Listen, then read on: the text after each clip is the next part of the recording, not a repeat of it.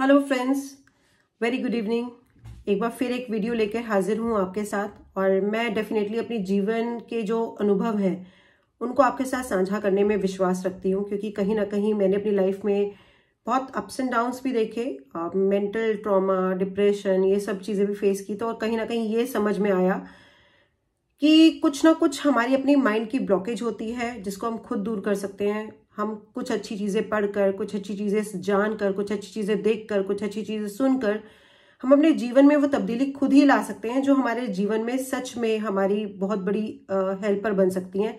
हमें किसी भी डिप्रेशन से, एंजाइटी से या इमोशनल हेल्थ को इम्प्रूव करने के लिए, हमें उससे ओवरकम करने के लिए हमें मदद कर सकती हैं। तो आज एक सीरीज शुरू करने जा रही हूँ। एक बुक है जीवन का रहस्य, उसमें से कुछ चैप्टर्स हैं जिसको लेकर मैं एक स्टार्ट करूंगी आप लोगों के साथ। तो चलिए शुरू करते हैं। मेरे दिल की बात आपके दिल तक, जो मुझे बहुत पसंद आई। तो आज का जो फर्स्ट चैप्टर है जिसका नाम है जीवन, चलिए इसके बारे में एक हम स्टार्ट करते हैं और मुझे लगता है आप लोग सब मुझे सपोर्ट करेंगे। तो चलिए यहाँ पे अब बात करते हैं जीवन के बारे में। जिंदगी क्या है? कुछ निश्चित समय के लिए मिला जीवन जो पता नहीं कब खत्म हो जाए, या कह सकते हैं कि जिंदगी पानी के एक बुलबुले के समान है जो कभी भी खत्म हो सकती है। तो क्यों ना इस अनमोल जीवन का एक एक पल जिया जाए। यह नहीं सोचना चाहिए कि जीवन में कितने पल हैं, अपितु यह सोचकर चलना चाहिए कि एक पल में कितना जीवन है। जो पल बीत गए हैं वे चले गए हैं, फिर हाथ नहीं आने वाले। अब जरा सोचे, जो पल बीत चुके वे हमने मजबूरी में काटे या उन्हें जिया? कहीं ऐसा तो नहीं कि उन्हें याद करके ही घबरा जाएं? यदि ऐसा है तो हम अपने जीवन को जीवन नहीं कह सकते। कर दिए बर्बाद यूं वर्क के किताबे जिंदगी, कुछ हम ही ने फाड़ डाले, कुछ हवा में उड़ गए। इस तरह अपनी जिंदगी को बर्बाद ना करें, यह अनमोल है। इसे जितना भी हो सके खुशियों से भर दें। चारों ओर खुशियां ही खुशियां हो और मुस्कुराहटें हों, इसी को जीना कहते हैं। तभी जिंदगी सार्थक हो सकती है। अगर जिंदगी में खुशी है तभी आप सही मायनों में जी रहे हो, और खुशी तो आप छोटी सी छोटी बातों में भी ढूंढ सकते हो। अब यह हमारे ऊपर निर्भर करता है कि हम इससे कैसे और कितना प्राप्त करते हैं। याद रहे, दूसरे को खुशी देने से ही हमें सच्ची खुशी मिलती है। प्रयास करें कि हम अपने परिवार वालों और अपने परिजनों व परिचित लोगों को, जिन जिन के संपर्क में हम आते हैं, सभी को दिल से चाहें, किसी से भी नफरत ना करें।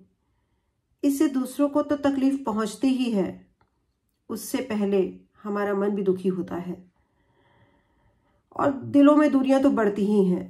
जिसे भी हम मिले मुस्कुरा कर मिले, क्या पता फिर मिले कि ना मिले। हो सकता है यह हमारी आखिरी मुलाकात हो।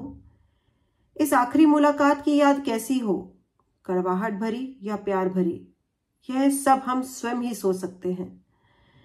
क्या आपने कभी सोचा है कि हमारे मित्र, हमारे सगे संबंधी, जिनसे हम केवल एक ही बार मिले हैं और वो कहीं ना कहीं अगर इस संसार को छोड़ के चले जाते हैं तो हम चाह के भी उनसे दोबारा नहीं मिल पाते। और ऐसे कितने ही लोग होंगे, जैसे मुझे अपनी दादी की याद आती है। तो मैं कई बार सोचती हूँ उनसे कैसे मिलना हो, कोई एक पल आ जाए कि मुझे मिलना मिल जाए, लेकिन वो नहीं मिल सकते। तो कई बार हमारे सामने जो लोग होते हैं, जिनको आज जो हमारे साथ है, पर हम उनकी कद्र नहीं कर पाते, और बाद में उनके कहीं चले जाने के बाद हमें रियलाइज होता है कि हम उनसे नहीं मिल पा रहे। तो एक एक पल के लिए भी उनसे नहीं मिल पाना रह जाती है तो सिर्फ यादें और पछतावा सदा सदा के लिए। कहा है किसी ने बहुत खूबसूरत बात, वो मेरे बाद रोते हैं, कोई उनसे पूछे कि पहले किस लिए नाराज थे, अब मेहरबान क्यों हैं। भाव यह है कि पहले तो हम किसी इंसान में कोई अच्छाई नजर नहीं आती, और उसके मर जाने के बाद कमी नजर नहीं आती। उसके दोष भी गुणों में तब्दील हो जाते हैं, और वह कमी महसूस होती है जो कभी पूरी नहीं हो सकती। तो क्यों ना हम समय रहते ही संभल जाएं और अपने जीवन का पूरा आनंद लें। इसे दुखों की भट्टी में ना झोंकें। ऐसे एक व्यक्ति का उदाहरण है जो अपने काम में कुछ ज्यादा ही व्यस्त रहता था। काम के बोझ के कारण उसका स्वभाव चिड़चिड़ा हो गया। परिणाम स्वरूप वह तनाव में रहने लगा। घर वालों से भी प्यार के साथ बात ना कर पाता। घर में झगड़ा रहने लगा और घर का वातावरण तनावपूर्ण रहने लगा। एक दिन उसे सपने में देखा कि वह घर से अपने कार्यालय की तरफ निकला और ध्यान एकाग्रित न होने के कारण उसकी दुर्घटना हो जाती है, जिसके कारण दुर्घटना हो गई और उसने वहीं दम तोड़ दिया। उसका शव उसके घर पहुंचाया जाता है।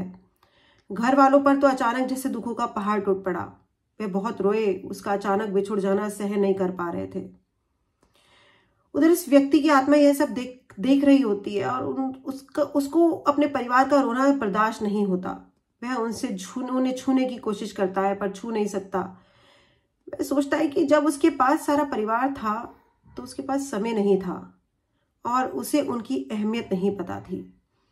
अब वह इन सबको बताना चाहता है कि वह सबसे कितना प्यार करता है, परंतु बता नहीं सकता।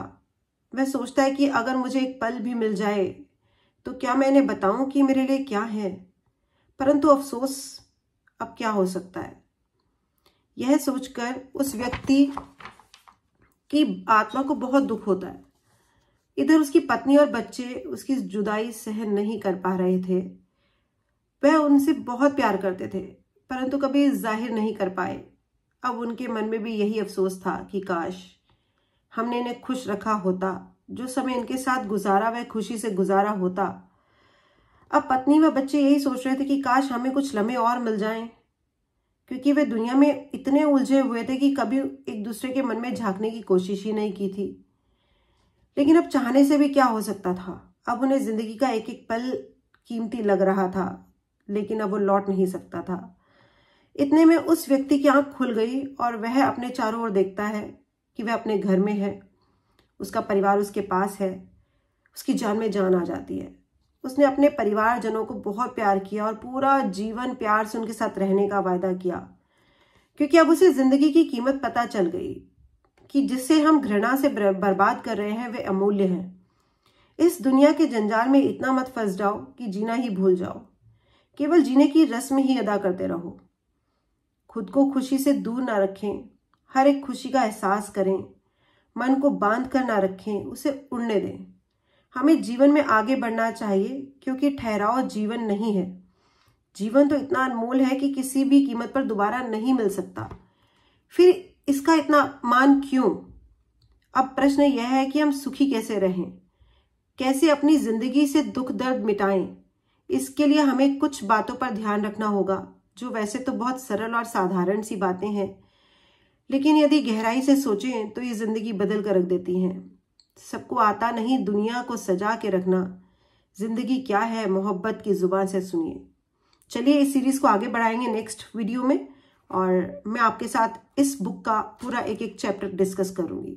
Thank you so much. Please subscribe and like the channel, ताकि ऐसी कुछ अच्छी बेहतरीन चीजें अच्छी किताबों से मैं आपके साथ शेयर कर पाऊं और आपकी जिंदगी में कुछ अच्छे अनुभव प्राप्त कर पाऊं।